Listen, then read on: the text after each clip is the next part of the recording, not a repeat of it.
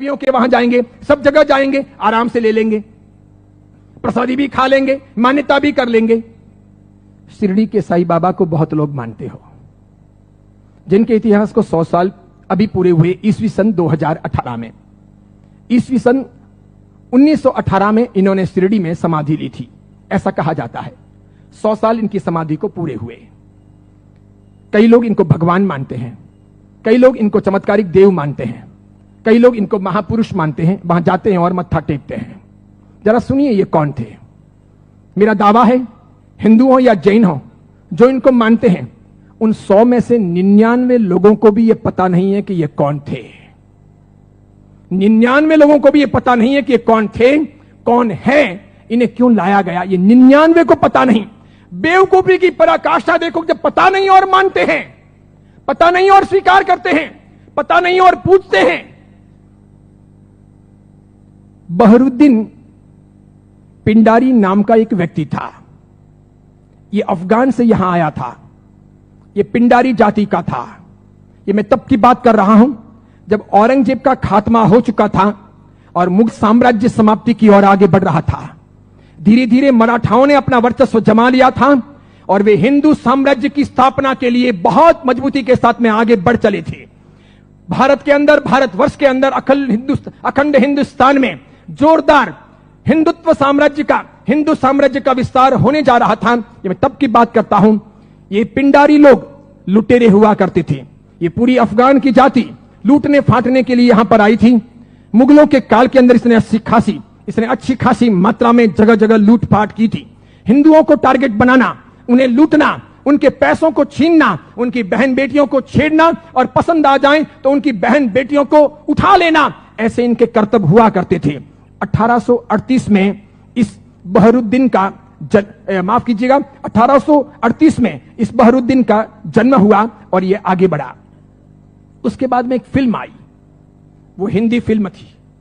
उस फिल्म को जगह जगह पर दिखाया गया षड्यंत्र के आधार पर। फिल्म में यह बताया गया, औरंगजेब के मरने के बाद पहली बार जब बोलने वाली फिल्में आई, पहली बार जब फिल्म आगे बढ़ी, वो ब्लैक एंड व्हाइट मूवी, जब फिल्मों का जमाना आया, तब यह बताया गया कि ये बहरुद्दीन पिंडारी तो बहुत अच्छा आदमी और ये पिंडारी जाति के लोग तो देशभक्त हैं, देशद्रोही नहीं, ऐसा बताया गया। बावजूद इसके इस बहरुद्दीन ने जगह जगह डकैतियां करना, लूटना फाटना जारी रखा। बड़ी मात्रा में लोगों को तहस नहस करता रहा। इसने अपनी जिंदगी में कई सारी हिंदू महिलाओं के, कन्याओं के बलात्कार किए, कितना ही सारा नुकसान पहुंचाया। अंततः जब धीरे धीरे मराठा साम्राज्यों के सामने, उधर झांसी की रानी, झांसी के अंदर लक्ष्मीबाई लोहा ले रही थी, उस वक्त अंग्रेजों का आगमन हुआ। अंग्रेजों को यह बहरुद्दीन बहुत नागवार गुजरा। इन्होंने जैसे तैसे करके इस बहरुद्दीन को भगाने के लिए, पकड़ने के लिए खूब कोशिशें की। यह बहरुद्दीन बेस बदल करके भागता हुआ अहमदनगर आया, जिसे नगर कहा जाता है, महाराष्ट्र का बहुत बड़ा एक शहर है। अहमदनगर आया और सुनिए, इतिहास ये कहता है कि यह बहरुद्दीन पिंडारी अहमदनगर के अंदर एक वेश्या के घर रहा। उस वेश्या को अपना बना करके उसने वहीं पर अपना आशियाना बना लिया वेश्या के साथ। आगे जाकर उसने शादी की या नहीं की, इसका कोई सबूत नहीं। वेश्या के साथ रहते रहते 2 संतानों का जन्म हुआ। एक था लड़का जिसका नाम रखा गया चांद मियां। बहरुद्दीन ने अपने बेटे का नाम रखा चांद मियां। थोड़ा बड़ा हो जाने के बाद में बिना पढ़ाई लिखाए इस चांद मियां को अपनी डकैतियों में जासूसी के तौर पर बहरुद्दीन पिंडारी ने उपयोग करना प्रारंभ किया। जगह जगह ये चांद मियां, छोटा सा बालक, एक चद्दर लेकर के भिखारी के तौर पर फटे पुराने कपड़े पहन करके अलग अलग जगह पर बैठता, बाजारों में बैठता, आए गए माल की वगैरह बातमियां लेता, किसके घर में क्या आ रहा है, जा रहा है, ऐसी कोशिश करता। और समय समय पर कभी दिन में, 2 दिन में, 5 दिन में, 10 दिन में अपने पिताजी को, बहरुद्दीन को समाचार पहुंचाता कि आज इस घर में इतना माल आ रहा है या यहां इतना सामान आया है। और इस प्रकार डकैतियों का मामला आगे बढ़ता कि यहां कोई सुरक्षा के प्रबंध नहीं होते हैं, कोई पहरेदार नहीं होते हैं, ये चीज चलती रहती। अंततः परेशान होकर शंकाओं के आधार पर अंग्रेजों ने बहरुद्दीन को तो भगाया, आगे जाकर वो अफगान चला गया, उसकी मौत भी हो गई। चांद मियां, उसका बेटा, छिप छिप करके रहने लगा, बड़ा होता गया। एक दिन अंग्रेजों ने उसे पकड़ा, जेल की सलाखाओं के पीछे डाला। 8 साल तक ये चांद मियां जेल में रहा। अंततः ये छूटा। मराठा ताकत के साथ में अंग्रेजों का मुकाबला कर रहे थे। झांसी की रानी भी किसी भी हालत में अंग्रेजों को घुसने नहीं दे रही थी। अंग्रेजों को लोकल गुंडे चाहिए थे इन लोगों के सामने लड़ने और इनको परेशान करने के लिए। चांद मियां ने पैसे लेकर के झांसी की रानी के खिलाफ में अंग्रेजों के पक्ष में गुंडों को इकट्ठा करने और लड़वाने और मगजमारी करने के लिए तैयारी दिखाई। अंग्रेजों ने अच्छे खासे मोटे पैसे चांद मियां को दिए। ये चांद मियां महाराष्ट्र से ठेठ झांसी गया। अंततः अंग्रेजों के हाथों झांसी की रानी लक्ष्मीबाई को मरवाने में इस चांद मियां की भी भूमिका रही। उसके मरने के बाद इन अंग्रेजों ने उस चांद मियां को नवाजा। कालांतर के अंदर एक नया नुस्खा अपनाने के लिए वो चांद मियां झांसी से आकर के शिरडी पहुंचा। वहां सुलेमानी मुसलमानों के साथ में उसकी पहचान हुई।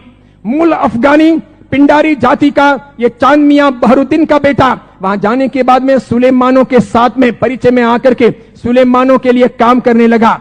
मुसलमानों की ये सुलेमानी जाति षड्यंत्र पूर्वक हिंदुओं और मुसलमानों के बीच के भेद मिटाने और धीरे धीरे इस्लाम का भीतर से प्रसार प्रचार करने का कामकाज संभालती थी। ये स्लो पॉइजन देकर के धीरे धीरे लोगों को मुसलमान बनने के लिए अलग अलग तौर तरीकों से कब्रों पर ले जाने या फिर अलग अलग दरगाहों पर ले जाने, उन्हें बदलने, उन्हें चमत्कार दिखाने के तौर पर परिवर्तित करने का काम करती थी। उनको ये चांद मियां मिल गया। वहां इसके लिए एक मस्जिद बनाई गई। मस्जिद का नाम हिंदू रखा गया, इस्लाम की मस्जिद नहीं रखी गई। लोगों को भ्रमित करने के लिए मस्जिद का नाम इस्लाम नहीं रखा गया, मस्जिद का नाम हिंदू के तौर पर रखा गया। इस इंसान ने अपनी जिंदगी में कभी कुछ काम किया हो, कोई साधना की हो, कोई धर्म चलाया हो, कोई धर्म ग्रंथ लिखा हो, कोई बहुत बड़ा व्यापक काम किया हो, ऐसा एक भी उल्लेख आज तक भारतीय इतिहास में नहीं है। सुनिएगा, यही चांद मियां सुलेमानों के परिचय में रहने के बाद धर्म परिवर्तन करवाने, चमत्कारों के आधार पर लोगों को भरमाने के लिए साई बाबा बनाए गए। इसी चांद मियां का नाम आगे हुआ साई। किसने नाम दिया? सुलेमानों ने। उसके लिए एक मस्जिद बनाई गई। बाद में वो हिंदुओं और मुसलमानों के बीच में सामंजस्य स्थापित करने के लिए फरिश्ते के तौर पर प्रस्तुत किया गया। देखिए आप एक मजे की बात, ईस्वी सन 1918 में इसने समाधि ली। उसके पहले फिल्में जब आती थी तब हिंदुओं और मुसलमानों के बीच का बहुत बड़ा भेद था, बहुत भेद। हिंदू मुसलमानों को पसंद नहीं करते थे भारत में, और मुसलमान हिंदुओं को पसंद नहीं करते थे। मुसलमानों को ईश्वर के नाम से बहुत एलर्जी थी, हिंदुओं को अल्लाह के नाम से बहुत एलर्जी थी। अगर आप थोड़े बहुत भी अपने प्राचीन काल में जाएं, मेरे जमाने के आसपास पहुंचे, ईस्वी सन 60 और 70 के दशक में पहुंचे, ईस्वी सन 1960 1970, और तब के जमाने में जितनी फिल्में आई तो फिल्मों में कहीं ना कहीं अल्लाह लाने पड़ते थे या फिर ईश्वर लाने पड़ते थे। बिना उनके काम चलता नहीं था। इन फिल्मों के आधार पर ही फिल्में हिट होती थी, फिल्में चलती थी। उस समय मात्र लटके मटके लेना, कमर को नचाना, ठुमके लेना और उससे फिल्म चल जाएगी, ऐसा होता नहीं था। उस जमाने का जमाना ऐसा था नहीं कि आज की हीरोइनें चल जाएं, थोड़े बहुत लटके मटके लें और फिल्म रातों रात कम कपड़ों के आधार पर फेमस हो जाएं, ऐसा था नहीं। उस जमाने का कल्चर ऐसा था कि कहीं ना कहीं रिलीजियन, धर्म बीच में लाना पड़े। अल्लाह लाओ तो हिंदू नहीं देखेंगे, ईश्वर लाओ तो मुसलमान ऐतराज करेंगे। और देखो मजे की बात, अधिकांश प्रोड्यूसर मुसलमान थे। अधिकांश पाकिस्तान से, सिंध से, पंजाब से और कश्मीर से आए हुए हीरो और हीरोइन ये भी मुसलमान थे। लेकिन नौबत ये थी कि ये मुसलमान हिंदुस्तान के बाजार में अपने असली नाम से चल नहीं सकते, और इसीलिए दिलीप कुमार मुसलमान, उसको अपना नाम बदलना पड़ा। मीना कुमारी मुसलमान, उसको अपना नाम बदलना पड़ा। सुरैया देवानंद से शादी करना चाहती थी, लेकिन मुसलमान होने के नाते स्वीकार नहीं किया गया। पिता ने अनुमति नहीं दी कि हिंदू के साथ शादी नहीं हो सकती, उसे भी अपने नाम बदलने पड़े। 15-20 से अधिक ऐसे हीरो हीरोइन हैं 1960, 1970 और 1980 के दशक के, 1960, 1970 और 1980 के दशक के जिन मुसलमानों को मार्केट में चलने के लिए, स्ट्रेटेजी बनाने के लिए अपने नाम बदलने पड़े। वो मुसलमान थे, उनको हिंदू दिखावा करना पड़ा। इधर देखो,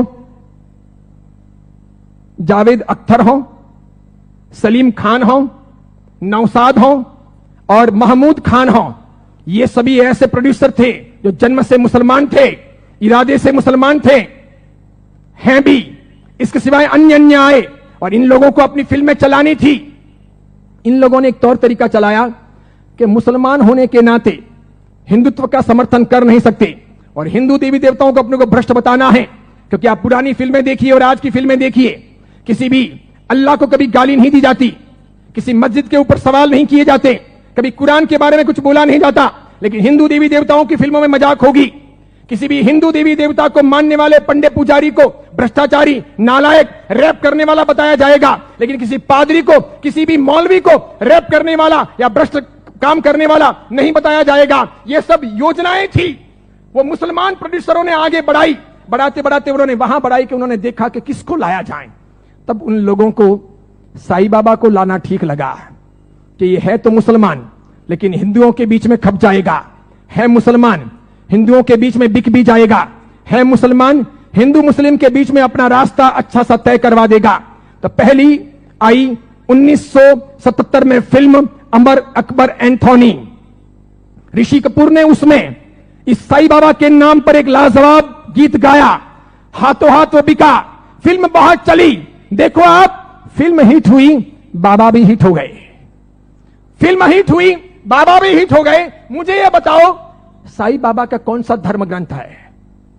उन्होंने अपनी जिंदगी में, ये चांद मियां ने जो 8 साल तक जेल रहे, पिताजी के लिए जासूसी का काम किया, अंग्रेजों के हाथों बिके, झांसी की रानी लक्ष्मीबाई को मरवाने में जिसकी भूमिका रही, मराठाओं को बदनाम करने के लिए उसने बहुत काम किया, मराठाओं के स्वाभिमान को तोड़ने के लिए उसने बहुत काम किए, बहुत काम किए, क्योंकि मराठा एकदम पक्के कट्टर हिंदुत्ववादी, उन्हें यह मंजूर नहीं था, तो उनके स्वाभिमान को ठेस पहुंचाने के लिए उसने बहुत काम किए। और उस आदमी को रातों रात साईं बाबा बना दिया गया, महिमा मंडित कर दिया गया।